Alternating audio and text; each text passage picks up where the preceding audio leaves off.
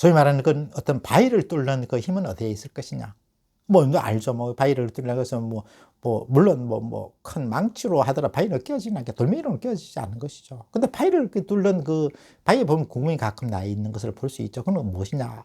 그건 알고 보면 사실은 굉장히 우리가 보면 너무나 부드러운 그 물방울이 계속 떨어지는 곳은 바위가 구멍이 뚫히는 것을 볼 수 있습니다. 그럼 그 물방울의 그 어떤 저감한 힘도 없는 것이 어떻게 그러면 그 바위라는 엄청난 물체의 그 구멍을 뚫을 수 있느냐. 놀라지 않을 수가 없습니다. 우리는 뭐 생각에 어떤 목표를 설정을 하고 있습니다만은 목표를 어떤 이루는 그런 과정은 결국은 이 바위를 뚫는 거하고 비슷하지 않느냐 생각을 합니다. 그래서 아주 흥미롭게 이 부분에 대해서 제대로 명확한 답변을 하고 있는 부분을 제가 책에서 찾아봤는데, 성공한 사람의 법칙에, 성공의 성법칙에서 보면 이런 말을 하고 있습니다.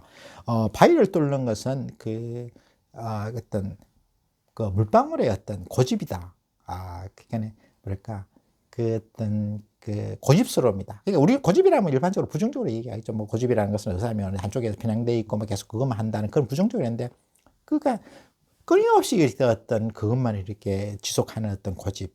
그 고집으로서 바위는 결국 굴복할 수밖에 없는 거죠. 임계점을 지나서 바위는 마침내 구멍을 내줄 수밖에 없는 것이죠. 그래서 우리는 이것이 중요하다고 생각합니다. 그러니까 고집스러움.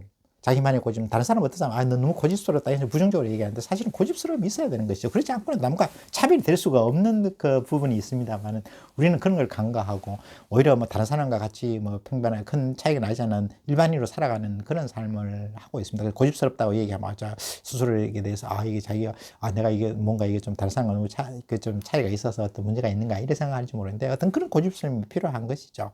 근데 그 고집스러움이 있고 그다음에 고집스러움에서 그때 포기를 하지 않고 꾸준히 노력하는 그런 어떤 지속성이 굉장히 중요하다고 생각할 수 있습니다. 그래서 우리가 이 부분에 좀 더 한번 다시 한번 새롭게 어떤 그 진리를 한번 느낄 필요가 있지 않을까 이런 생각을 합니다. 그래서 고집스러운 그 자체가 나쁘지 않은 것이죠. 고집스러운 만큼 지속적으로 자기만의 어떤 자기 삶의 어떤 철학에 대한 확신을 가지고 자기를 신뢰하고 자기에 대한 확신을 가지고 꾸준히 노력하는 것만이 세계를 바꿀 수 있다 이런 생각을 해봅니다.